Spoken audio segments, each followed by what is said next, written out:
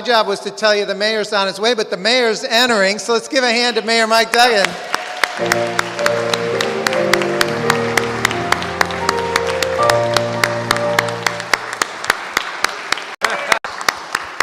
Right on over here, Mayor.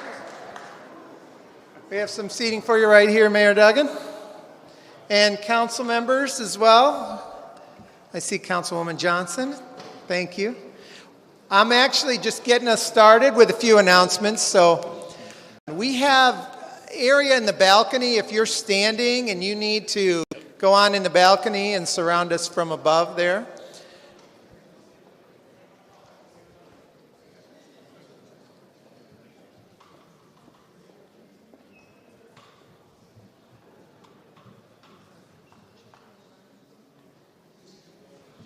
Go ahead and begin. Okay.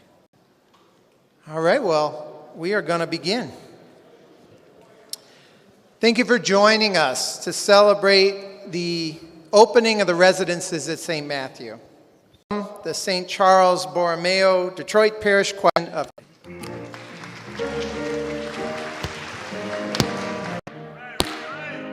Come on, yeah.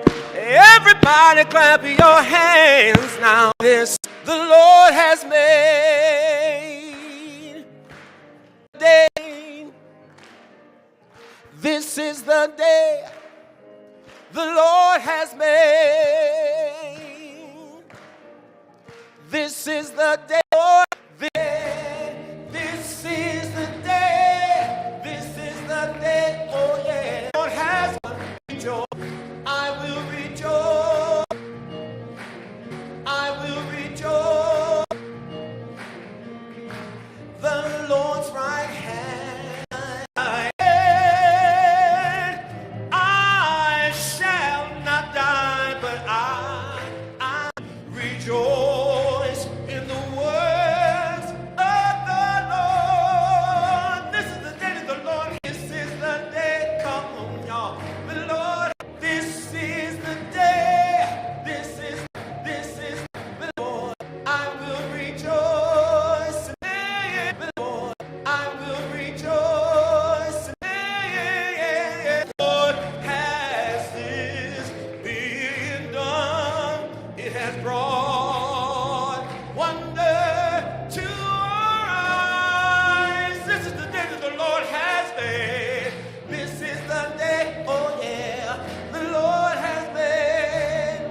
This is the day. This is the day, oh Lord, the Lord has made. This is the day. This is the day, yeah, the Lord has made. This is the day, yeah, the Lord has made. I will rejoice. I will rejoice. I will rejoice and be glad.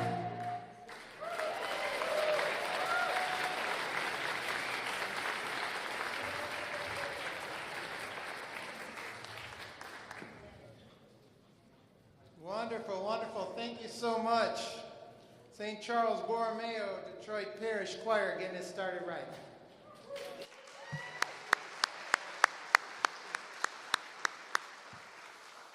Again, I am Paul Propson, CEO of Catholic Charities of Southeast Michigan. Today is the culmination of many dreams and a lot of hard work. Some of you might have a little tear in your eyes. Some of you went to school here. Some of you have worshiped here at St. Matthew. Some of you might even worshiped in this building when it was the church before the church was built. But probably none of you will tear up like the woman who I met last week with her husband when she learned that she was going to get an apartment here. And when you see the apartments here, you will understand why it brings a tear to a person's eye when they come here. Because of the efforts of so many and so many of you, this place will become home for our neighbors who have no home or who may have struggled to keep a roof over their heads. Because of the support of all of you gathered here today, you'll hear from many of the speakers who had a lot to do with this, and the support of many others, we welcome them home to the residences at St. Matthew, Peter and Connie Cracchiolo campus. Catholic Charities of Southeast Michigan has been the project lead on the residences at St. Matthew.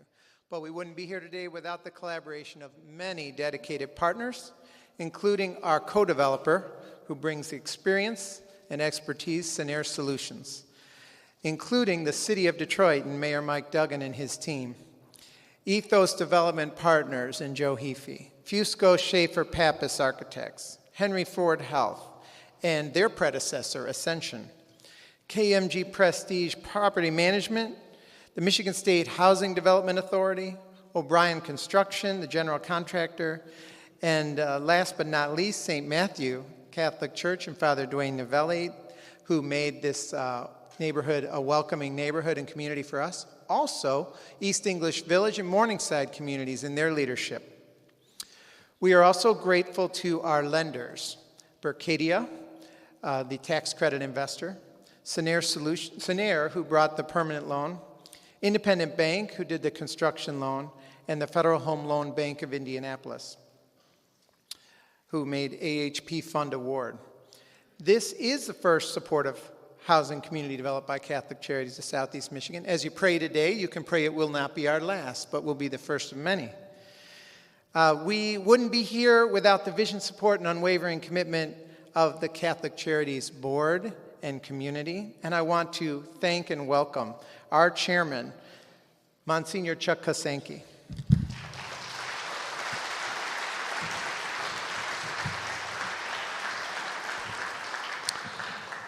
Well, as Paul mentioned, this has been quite a journey. It started actually 7 years ago, and it came in collaboration with Catholic Charities USA, whose current president at that time was Sister Donna Markham, who's here with us today. Where are you, sister?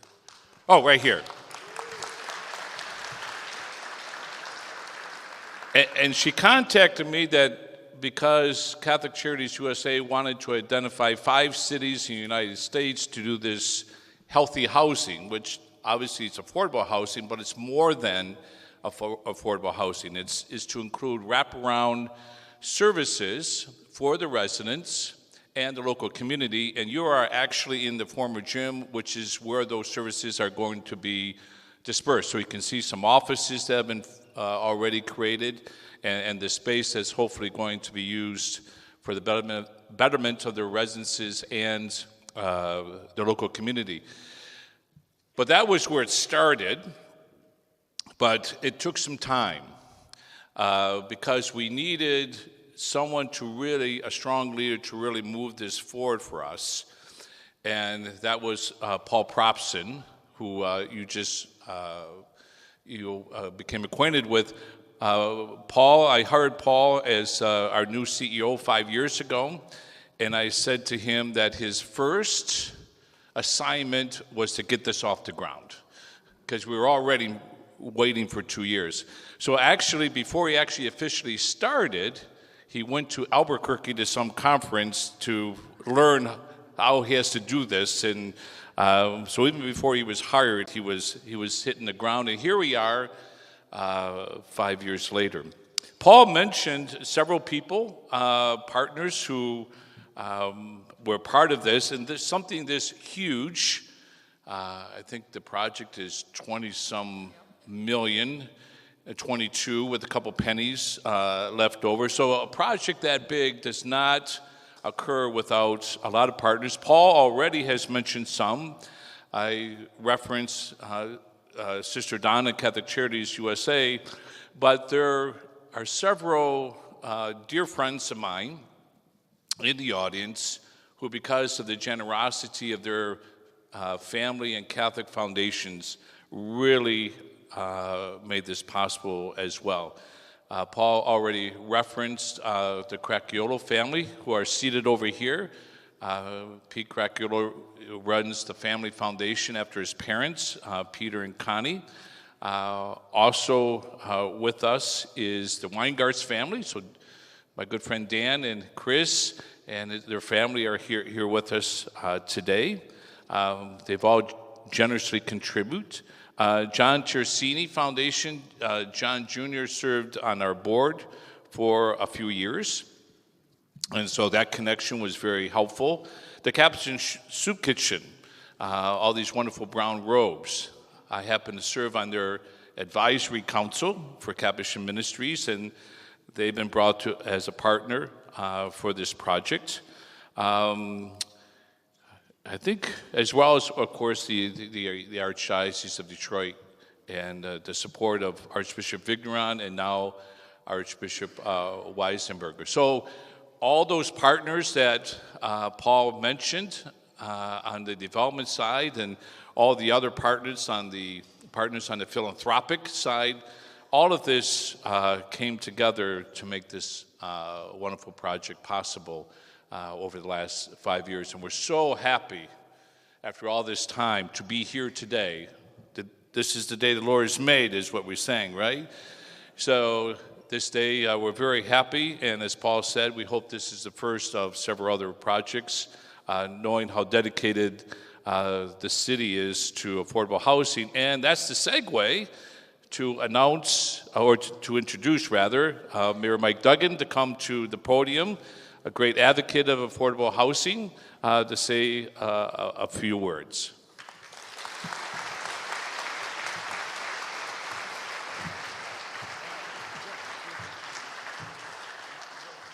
Somehow got this picture. Thank you, Monsignor, and Paul, congratulations. It's kind of a weird experience to walk in and see my baptism picture on the steps of St. Matthew's Church in 1958. My father grew up on 3 Mile Drive. My grandma lived on the east side for 60 years. And pastor here tells me that somewhere in the basement of St. Matthew's is my baptismal certificate, but he's never actually been able to show it to me. And so somehow my staff, I have literally never seen that picture till I walked in here, but my staff reached out to my 90-year-old mother, who of course saves everything.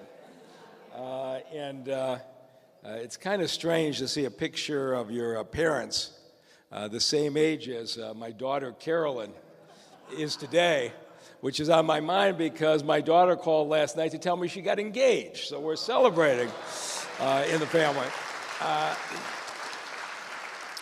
So life comes full circle, and here at St. Matthew's, it comes full circle. We know how many Catholic grade schools have closed in this city, and they have become burdens on many of the parishes. They've been burdens to many of the neighborhoods. We got Transfiguration, renovated into housing a few years ago, proved that school could be converted. But this is really remarkable in that what Catholic Charities in Sinair have done is create 46 affordable housing units. But here's the important part. 25 are permanent supportive housing. What that means is you take folks who were formerly homeless, and the shelter system is great for getting somebody off the street and keeping them safe for the night. But a lot of folks are homeless because they have mental health issues, they have addiction issues, they had a bad run of financial help. When you put people in permanent supportive housing for 6 months or longer, you can give them the kind of help with those things, and it makes a huge difference. And we did our first one, Reverend Jim Holly, pastored Little Rock Baptist Church on Woodward, and he had a 6-story abandoned building, but abandoned for 20 years. Every time I saw him, he said, my parishioners are walking past that abandoned building. Will you do something about it? And our housing team, Julie Schneider, and these great folks in the housing team said, that would be perfect for permanent supportive housing. And when I went to Reverend Holly and I said, we're going to have formerly homeless right next to your church, he says, that is great. My church will bring them in and minister to them. And the number of people who have gotten jobs, gone on to be independent because of that support is inspirational. But this is the first time where I've had a church who came forward and said, we're going to put permanent supportive housing right here as part of our plan. And we're going to minister to this community and help these individuals. This is the way a community should function. And it's taken a while to get here, but it took the tenacity of everybody involved. And I am so proud to be at a church I don't really remember from my childhood, but to be back here to see it put to such great community use. And now I get a chance to introduce a lifetime neighbor of St. Matthew's Church, your city council member, Letitia Johnson.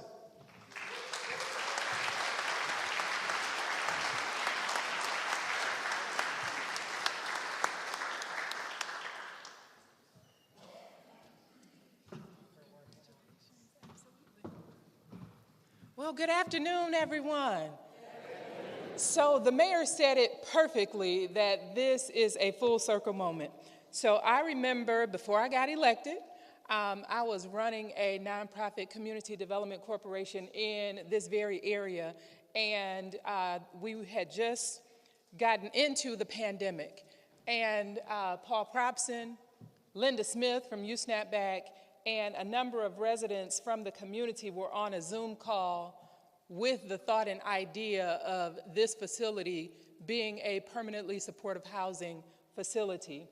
And I can remember Eric DeWicki and I standing outside with some neighbors who had some concerns, and glad to say that we worked through those with Eric's leadership.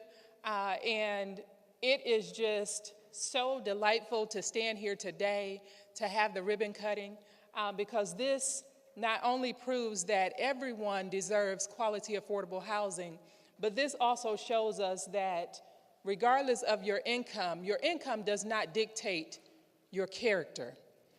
And there have been so many times in our communities that residents say, not in my backyard. I don't want this in my backyard.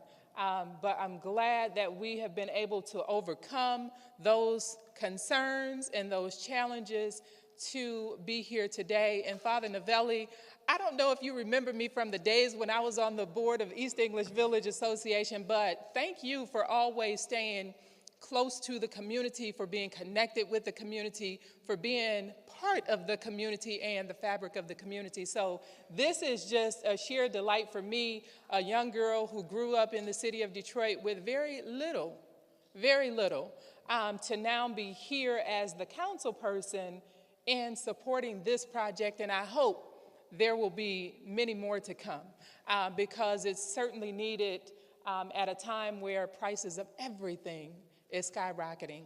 Everybody deserves quality, affordable housing, and I'm glad to be here in support of you all today. And I want to share with you, Paul, that conversation we had, we were talking about the workforce development programs that Mecca Development Corporation had in existence. I stand before you committed to ensuring that the residents here have access to workforce development programs in this district, to support them and make sure that we wrap our arms around everyone that's here, because that is something that is very needed. So you have my commitment to that. So thank you and congratulations.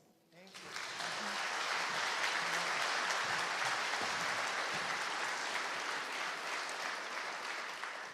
Thank you, Councilwoman Johnson. And Letitia was definitely one of those people that said yes. And thank you for that. You were a leader at the very beginning. I want to welcome Julie Schneider, Director of Detroit's Housing and Revitalization Department.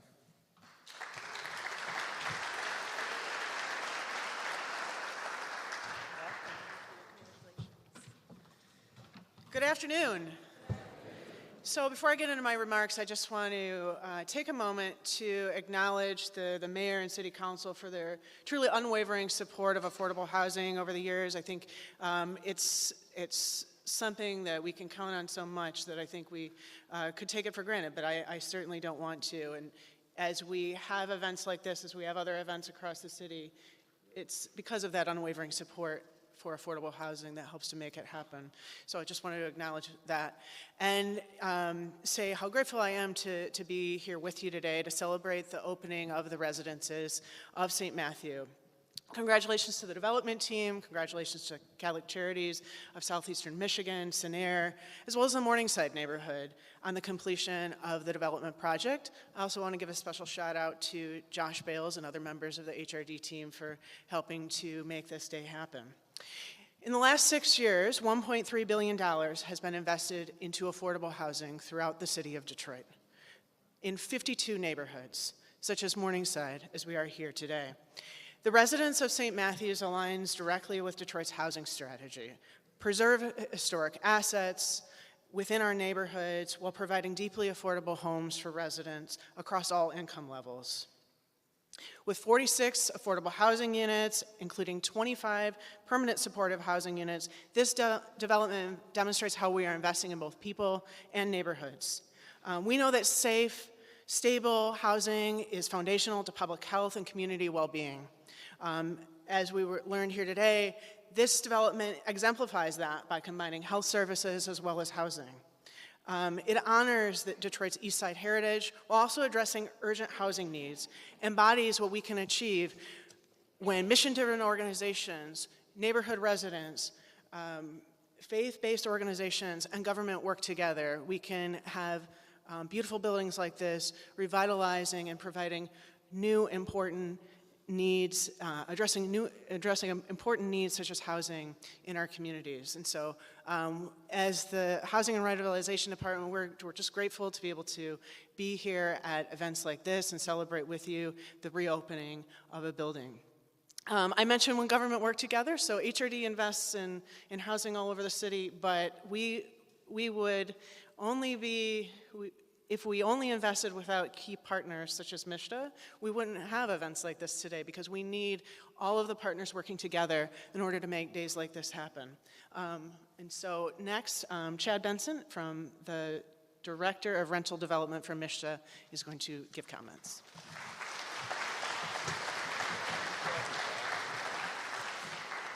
All right, good afternoon. Thank you.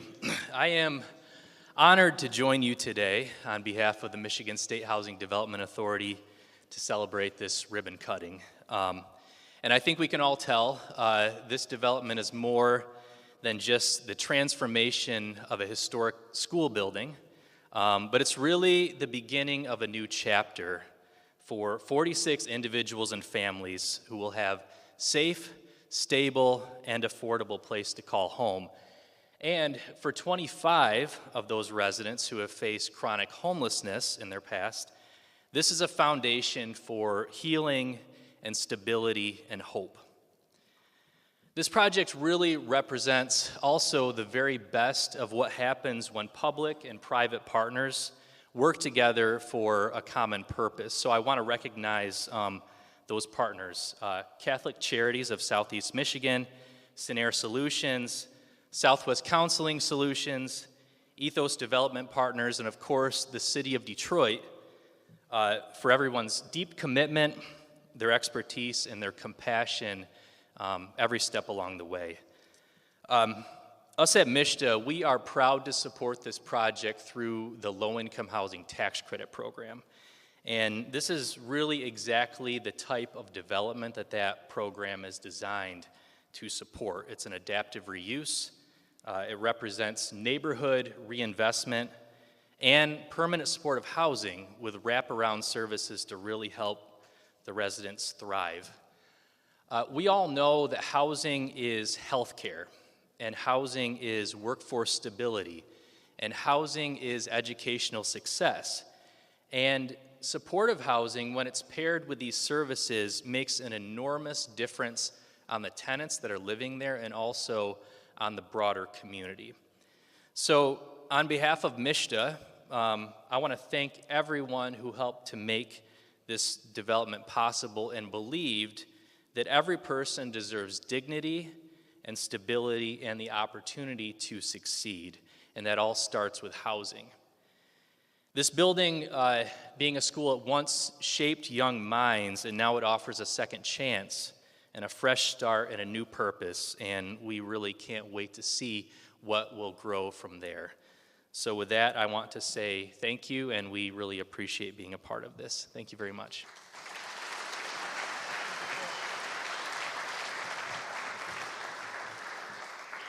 Thank you, Chad. Well, when we were trying to get started, again, you know this is the first time we've done this, we were introduced to Scenair Solutions and Chris Laurent, who I want to introduce, and without whom we could have never got off the ground. So Chris, please come forward.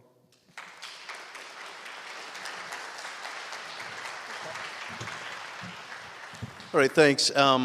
Thanks for being here today. It's a great day to celebrate Detroit. I serve Sinair Solutions as its president. We are the real estate development affiliate of Sinair, which is a Lansing-based community development financial institution that served the city of Detroit for over 3 decades. I want to share some perspective today on the power of working together.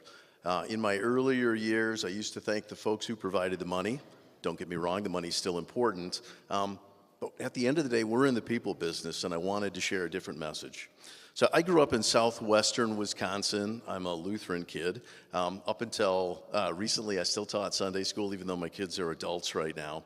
For some reason, though, I seem to always be adjacent to Catholicism. I've taught a program to strengthen real estate development skills for underrepresented developers at a great Jesuit school in Milwaukee, Marquette University, and this year just joined their faculty as adjunct professor. Last May, this week, in fact, I graduated from a small Franciscan university in La Crosse, Wisconsin, which sits on the banks of the Mississippi River, with my Master of Arts. And Viterbo University was founded in 1878 by the Franciscan Sisters of Perpetual Adoration, and they prayed around the clock up until the pandemic. So you think about the power of commitment, and Catholic women built much of Wisconsin, and I assume built a lot of Detroit as well. There weren't a lot of opportunities for women at the time to enter into professional careers, and so they sought their vocation through working with the church. Through these interactions, I've drawn to a culture that promotes service, gratitude, and humility, goodness. I've also been reflecting, as I think much of the world has, both Catholic and non-Catholic alike, the passing of Pope Francis, who for many exemplified our highest potential as humans in service to one another.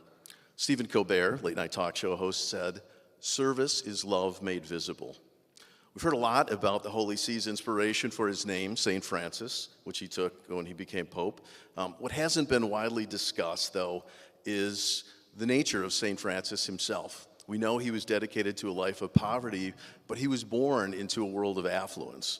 His dad was a cloth merchant. He was born in the 12th century and lived the life of a rake and a roustabout. He was sort of that entitled young man that we tell our kids not to become.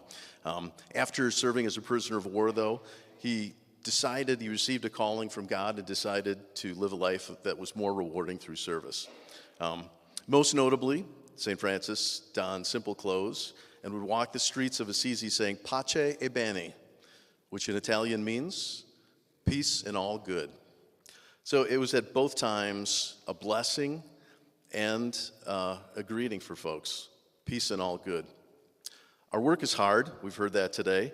Implicitly, it requires the talents of so many people with different resources and different skills. I was both surprised and heartwarmed to see Paul at a groundbreaking a ribbon cutting that we had about a month ago, came up and greeted me. Great partners root for your success. They're there when things fall down to pick you up, and there to cheer you on when things are going well. We're so grateful to our partners at Catholic Charities of Southeast Michigan who share our values of excellence and service to everyone in our communities. We're also grateful for our ongoing relationship with Ethos Development. Joe Heafy, Lana, Alan, all were helpful. Through our work together and our commitment to making Detroit the best it can be, Joe's become one of my closest friends.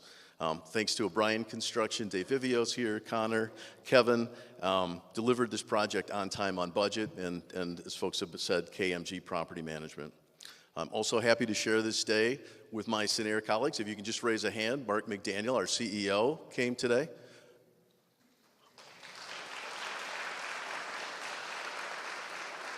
At another event, Mayor Duggan referred to me as the CEO, which I thought was awesome. In fact, in every community, we believe that everyone has access to peace and good. Big shout out to my colleague, Lily Gonzalez, who was our project manager. Where's Lily? So Lily's an architect, and this is really the first development she brought across the finish line. And it's really the pleasure of my career to attract and find young talent and give the folks the tools they need to be successful and get out of their way. As I said, this works hard. Problem solving is easier, and things work better when we all remain focused on working toward a central focus and purpose, a focus of service to others. Our reward is knowing that 46 families will have a place to call home. I'll leave you with a final quote from St. Francis, which I thought was tremendously powerful. Start by doing what's necessary, then do what's possible. And suddenly, you're doing the impossible. Thank you, and pace bene.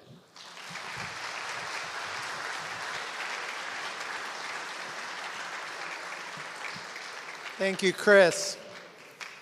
I want to now welcome to the stage Curtis Johnson, Vice President of Housing Strategy for Catholic Charities USA. Curtis and the Catholic Charities USA team lit the fire that became the residences at St. Matthew. Welcome, Curtis.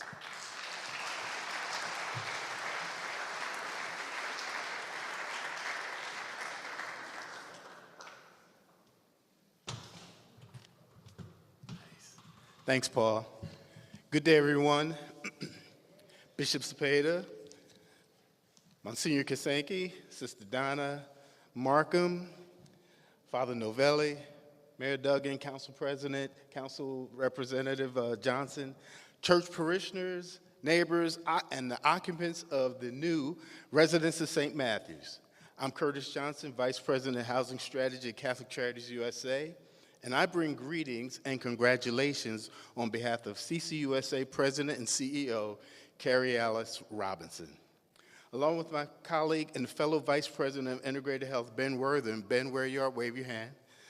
CCUSA has been blessed to take this healthy housing journey with Catholic Charities of Southeast Michigan that actually, as Monsignor Kasanke says, started 7 years ago. After our Healthy Housing Initiative Innovation Lab in June of 2018, Sister Donna and several staff traveled here to Detroit. Sister shared her healthy housing vision of combining the housing and social services skills of Catholic Charities with the primary care skills of Catholic Health to reduce chronic homelessness. We met with the Archbishop, Catholic Charities staff. Andrea Foley, where are you? Wave your hand, because I know you were at that meeting. All right, there she is. And representatives from Ascension Health, Michigan. Healthy housing required a commitment from the Archdiocese to remain in the initiative through the evaluation period. The agency had to generate resources and develop and locate affordable housing for chronically homeless persons. The 5-year Healthy Housing Initiative officially launched January 1, 2020, in 5 cities: Las Vegas, Portland, Oregon, St. Louis, Spokane, and of course here in Detroit. And we had 3 goals: to reduce chronic homelessness by 20%, to reduce hospital utilization by these formerly chronic homeless persons by 25%, and to connect 35% of the newly housed residents to primary care and behavioral health services. The 5 agencies convened, shared information, best practices, lessons learned, what worked, what didn't. Catholic Charities Southeast Michigan had access to church property that could be converted to housing. And Father Novelli and the St. Matthew Parish met the challenge by making the vacant school and the building available for the project. Catholic Charities of Southeast Michigan worked with local housing offices and intermediaries like Enterprise to secure resources. Ascension Health led to a relationship with Henry Ford Health Systems. Now, as the previous speaker said, this is not easy work. The team submitted multiple applications, made adjustments, endured changes. Agency CEOs changed. Catholic Charities USA presidents changed. Archbishops changed. Health systems changed. We fixed mistakes. We made amends, asked for forgiveness, and sometimes we forgave. So here we are. Healthy Housing officially concluded on December 31, 2024. And now Catholic Charities USA is working with Delaware State University to analyze the data. And as much as I would love love to share the preliminary findings with you. Those loves were a hint that we're pleased. We must wait until the task is completed. We can say, however, that collectively, those 5 cities, we exceeded our 20% reduction goal, which represented 699 chronically homeless folks. The Healthy Housing Initiative provided or located housing for 792 of our formerly chronically homeless brothers, sisters, and children, including some here in Detroit. Now, that deserves a thank you, Lord, a hallelujah, or amen, or whatever kind of praise you might want to give. God bless.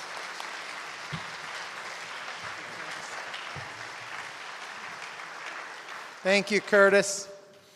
And thank you, Sister Donna. I would now like to introduce the healthy part of Healthy Housing, Bob Riney, Chief Executive Officer of Henry Ford Health.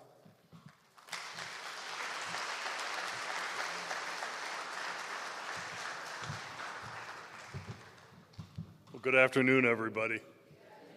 It's really an honor to be here today to celebrate the opening of the residences at St. Matthew, a place that represents hope, dignity, and what's possible when we come together with purpose. At Henry Ford Health, our mission is to improve people's lives, not just within the walls of our hospitals, but out in the neighborhoods where people live, work, worship, and grow. That's what makes this moment so meaningful. Together with Catholic Charities of Southeast Michigan, the Archdiocese of Detroit, the City of Detroit, the State of Michigan, and so many committed partners, we've transformed a long vacant school building into a place where individuals can rebuild their lives. With a roof over their heads, a fully furnished home, and the supportive services that make long-term stability possible. This is more than housing. This is health in action. Through Henry Ford St. John, we'll bring health and wellness programs right here to this facility so residents have convenient access to the care that they need. That is holistic health.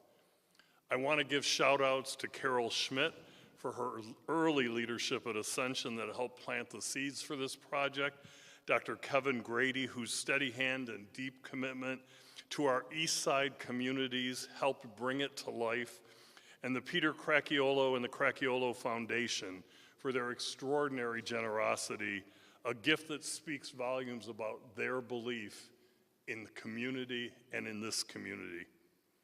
Projects like this don't just happen. They require people across all sectors, health systems, nonprofits, government, philanthropy, faith-based organizations, all working together for a worthy cause. When we do that, we can take on complex issues like homelessness. We can apply creativity, compassion, and make a lasting difference in the lives of our neighbors. At Henry Ford, thank you for allowing us to be part of this journey. We are proud to walk alongside you.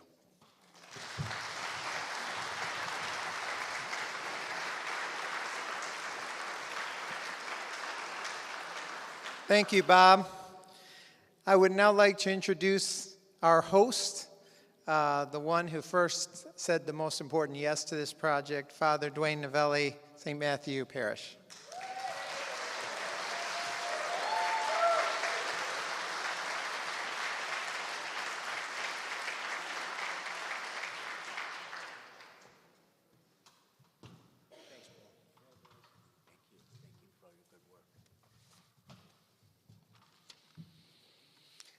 It is certainly a joy and an honor for me to stand here today.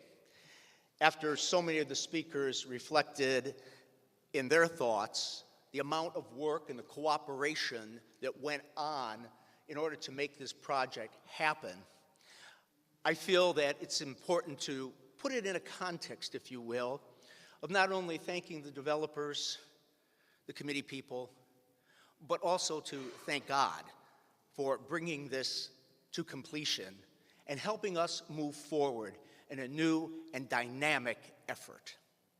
Certainly this has been, as the speakers have said, an intense amount of work, but everybody stepped up to the plate, as it were. Everybody was cooperative, and everybody helped to make this project a success. In general, before I give what I would consider some inspirational remarks, what I would just like to do is to say a word of thanks to the committees that worked to keep the liaison between St. Matthew Parish and Catholic Charities and this project on an even keel and a firm footing. So I would like to first say a word of thanks to the leadership committee that we developed here at St. Matthew's, a leadership committee that consisted of many of the groups that you have heard about already today, Catholic Charities of Southeast Michigan. We cannot forget the architects at Fusco Pappas, certainly the development people, also the contractors. O'Brien was so good to work with. After all, for these last 16, 18 months, we have been living in a construction site, and they made it so easy for us. So I want to thank all the people from O'Brien Construction. I also would like to thank those from our parish representatives that served on committees, and to thank the parishioners in general. When these buildings stood empty for 15 years, this community stood there and gave it support. It's not easy to put money in your envelope, to give contributions to the church, to maintain an empty building. But we did everything we possibly could so that these buildings would still have good bones and would be able to be attractive to someone who would want to repurpose them and redevelop them.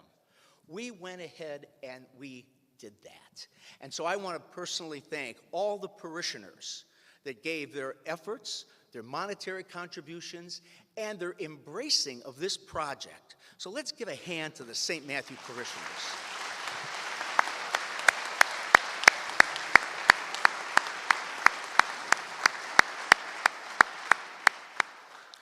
In particular, I would also like to thank the people from the neighborhood engagement community. As Letitia had indicated, yes, oftentimes there was some contention, not out of a mean spirit, but rather out of everybody is concerned to advocate for themselves and to make sure that everything comes together so we can all work through the project as one. And so we moved through a number of things, but it was because of that community engagement committee that we were able to do that. And I want to thank, in particular, Dave Smidra for being early on in the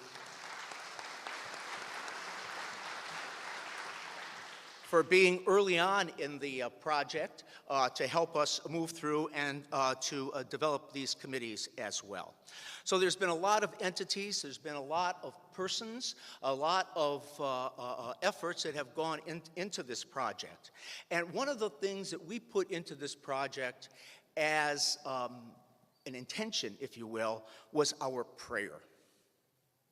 For many years, our parish prayed for the appropriate transition of our school buildings as we seek to further the gospel message as a parish and as a community resource. Today, my friends, that prayer has been answered for St. Matthew Parish and for the community with the opening of the Catholic Charities residences at St. Matthew. With this new project, what could have become blight has become a sign of rebirth. What could have become just another empty building has become a home for the homeless, a sanctuary of shelter for the struggling.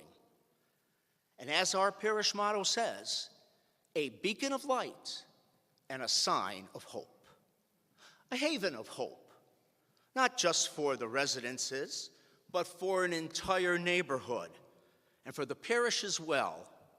For nearly 80 years of our almost 100-year history on the east side of Detroit, St. Matthew Parish dedicated itself through these school buildings to education of the youth of our parish and of our neighborhood. Now, with this development, we move to a new charism, a new gift that we share, bringing hope to those who seek a better life through permanent, supportive, and affordable housing. The positive use of our former school buildings can and will move our parish and the neighborhood to new directions, bringing the gift of compassion as we minister in collaboration with our partner of Catholic Charities of Southeast Michigan, expanding the gospel message to feed the hungry, clothe the naked, and give shelter to those in need. This is certainly an exciting time as we experience new and different activity on our campus, with the hope that what was begun will continue to spread on the far east side of Detroit, linking together the various new developments and improving neighborhoods from Morningside to East English Village and beyond. It is my hope. It is St. Matthew's hope. It is the community's hope that we are here to stay and that what has been will be foundational for what is and what will be. Thank you, and thank you to Paul Probson.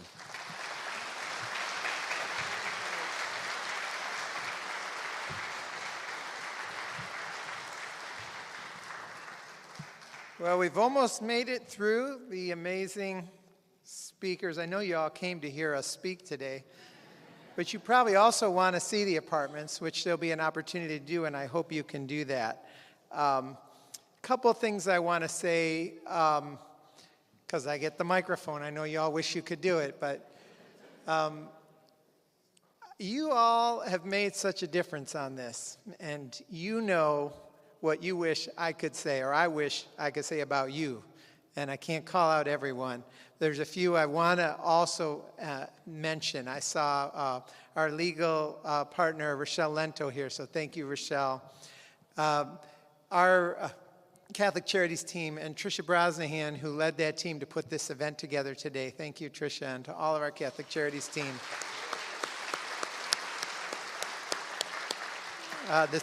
The Senaire team and Corinne and the mayor's team. I want to, as you go to see the apartments, I want to point out our Capuchin brothers who got a call out for St. Francis today. Brother Fred, if you would stand up, please. Brother Fred is going to be available. In the hallways, when you tour, the Capuchins and volunteers that they brought furnished all of these apartments, which is a tremendous expense, and with tremendous time and care to put everything together. And you will see when you see these apartments how much love there is. My mother said, there's love everywhere you look. And I think that's exactly the right way to say it. I want to thank you too, Mom, who was married here, was a student here at St. Matthew. You're a link to us to making this happen. And Jennifer, my wife, thank you. Every time I said, she said, where are you going today? I said, I'm going to St. Matthew. You're going to St. Matthew? Dude, we spent a lot of time here. And Jen, thank you for your love and support. There's more to say, but we won't say it all. But what I'll give you some information before we have the blessing from Bishop Cepeda. So just a moment, Bishop, and I'll go through some of the logistics. After the bishop speaks, the bishop and the other speakers will head down this center aisle for the ribbon cutting. So we'd like to invite you to enjoy the ribbon cutting and then do the tours. For media, they would exit through this door on my right. There's a don't enter, for all of us that are not speakers, exit through the right or the left, but not the center. The speakers will go down the center. There's also a door here you can exit as well to my left, which is going to be great because it'll get you right outside. Self-guided tours will take place on the first and second floors, and also if you look for Brother Fred, he can tell you about all the choices that were made to make this a beautiful home for our new residents.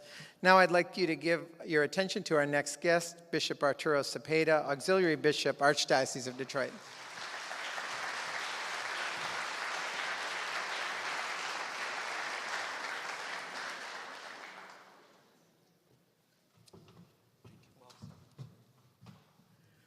with your friends. I might look like I'm going to the conclave, but I couldn't think of a better place than being here with you, because this brings a lot of hope and joy, knowing that what we're doing is for our Lord. We have a friend, our Lord, and He's the one that gives us the strength, the joy that we need. And as we hear throughout this morning, there's hope, there's joy, there's welcoming. And I believe that, I would like to give you just some thoughts, personal reflections coming from the wisdom, the practical wisdom of our late Pope Francis. And I say practical wisdom because he was good at that. Simple things, simple words. He once said, in The Joy of the Gospel, the document, he said, the very first thing that you need to do in order to proclaim the good news is take the first step. You do it. That makes sense. Second step, he says, then you engage with the people. You recognize their presence. Then you accompany them. So you take the first step, you recognize them, then you accompany them. And that's when you hear about their dreams, their aspirations, their problems. That's when you hear that's precisely what makes us human before our God. So at the end, he says, and the last step, and this one I love it. I'm Hispano-Latino. He says, then we celebrate. Never forget to celebrate. And isn't that what we're doing this morning? We're here because we took the first step, because all of you took that first step. We're here because we have been engaging ourselves with our community, with our people in need. We're here because we have been able to listen to their stories and listen to their aspirations, their hopes. We're here because we want to celebrate. So, there you go. As simple as that. And if you keep these steps in your mind and in your hearts, oh God, it's going to be fun. Trust me. Thank you very much, my friends. Appreciate it.